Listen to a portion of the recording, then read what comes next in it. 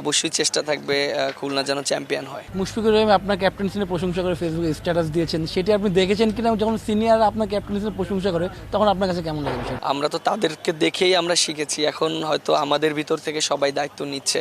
মেহেদী হাসান মিরাজ বাংলাদেশ দলের এর মধ্যে 2 ফরম্যাটে ক্যাপ্টেন্সি করেছেন, আরও এক ফরম্যাট ক্যাপ্টেন্সি দেখার জন্য তার ভক্তর অপেক্ষায় থাকবে। সেই মেহেদী হাসান মিরাজের সঙ্গে আমরা আসন্ন বিপিএল সহ বিভিন্ন বিষয়ে কথা বলবো। মিরাজ, শুরুতে জানতে চাওয়া, খুলনার ক্যাপ্টেন্সি পেতে যাচ্ছেন, খুলনাকে এবার কোথায় দেখতে চান, এবার আপনার দল নামে কত সন্তুষ্ট? না, আলহামদুলিল্লাহ, আমরা খুব ভালো একটা টিম বানিয়েছি। আর অবশ্য আমাদের টিম অনেক ভালো ভালো প্লেয়ার আছে, ইয়াং স্টার আছে, তারপরে সিনিয়র প্লেয়াররা আছে। সো আশা করি ভালো একটা কম্বিনেশন হয়েছে আমাদের টিমের ভিতরে, এবং আর পারফর্ম করতে হবে। আসলে একটা জিনিস দেখেন যে পারফর্ম ছাড়া কোনো কেউ ভালো রেজাল্ট করতে পারবে না। প্লেয়াররা ভালো যদি খেলতে পারে তাহলে অবশ্যই আমাদের টিম ভালো রেজাল্ট করবে। মেহেদী হাসান মিরাজের বিপিএলে ক্যাপ্টেন্সি করছেন এবং খুলনার হয়ে নিজের দেশের জেলার হয়ে করছেন, অর্থাৎ নিজের বিভাগের হয়ে করছেন। সেটা কেমন লাগছে? নিজের বিভাগে ক্যাপ্টেন্সি করতে পারছেন, আপনার অধীনে রুবেল ভাই রয়েছে, নাসুম ভাইরা খেলছেন। না, আলহামদুলিল্লাহ, দেখেন যে খুলনায় এর আগেও আমি একবার খেলেছিলাম 2019 সালে। আমরা ফাইনাল উঠেছিলাম, আনফরচুন আমরা চ্যাম্পিয়ন হতে পারিনি। এবার নিয়ে সেকেন্ড টাইম খেলছি, বাট অনেক এক্সাইটেড, যেহেতু খুলনায় খেলছি। খুলনা একবারও শিরোপা জিতেনি, অবশ্যই চেষ্টা থাকবে খুলনা যেন চ্যাম্পিয়ন হয়। জাতীয় দলে ক্যাপ্টেন্সি 2 ফরম্যাটে করেছেন, ক্যাপ্টেন্সি কতটা উপভোগ করেছেন? আপনি তো বয়স ভিত্তিক দল থেকে ক্যাপ্টেন্সি করেছেন, সেই অভিজ্ঞতাটা ন্যাশনাল টিমে কতটা কাজে এসেছে? দেখেন যে ন্যাশনাল টিমে ক্যাপ্টেন্সি করাটা অত ইজি না, অনেক চ্যালেঞ্জিং, এবং আমার জন্য ফার্স্টের দিকে অনেক চ্যালেঞ্জ ছিল।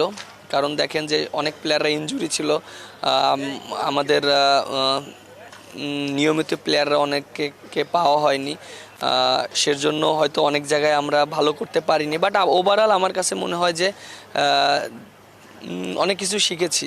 যে ওডিআইতে ক্যাপ্টেন্সি করেছি, টেস্ট ম্যাচে করেছি, অনেক কিছু শেখার ছিল। আর আমার কাছে মনে হয় এই জিনিসটা হয়তো ভবিষ্যতে কাজে লাগবে।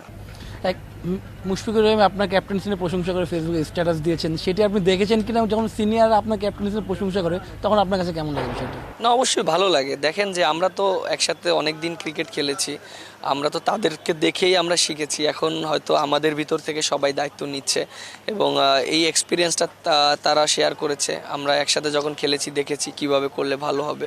বাট আমরা সবসময় তাদের কাছ থেকে অনেক শিখি, এবং তাদের কাছ থেকে আমরা অনেক কিছু জানতে পারি, এবং তারা আমাদের সাথে ড্রেসিং রুমে থাকে, আমরা একসাথে খেলি। বাট অনেক কিছু আমাদের তাদের কাছ থেকে অনেক কিছু শেখার আছে, এবং আমরা অলওয়েজ শিখছি। স্বাস্থ্যকর অল টাইম হানিকম, সব সময় অল টাইম হেলদি লাইফ। অনূর্ধ্ব 19 দলে খেলেছেন, এখন সিনিয়র হয়েছেন, দলে ক্যাপ্টেন্সি করেছেন। ক্যাপ্টেন্সি পাওয়ার পরে বন্ধু নাজমুল শান্তর সঙ্গে কোনো কথা হয়েছিল কেন? যখন ম্যাচ চালাইছিলেন অথবা তার ম্যাচের আগে পরে নাজমুল শান্ত কোনো কথা আপনার অ্যাডভাইস দিয়েছিল কিনা?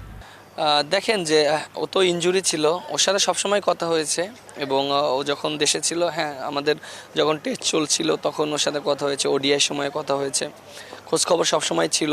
এবং অবশ্য একটা টিমমেটের ভিতরে গুড কমিউনিকেশন থাকাটা খুব ইম্পর্টেন্ট আমার কাছে মনে হয়, এবং আমাদের মনে হয় যে প্রত্যেকটা প্লেয়ারের ভিতরে খুব ভালো কমিউনিকেশন আছে, এর জন্য আরও ভালো।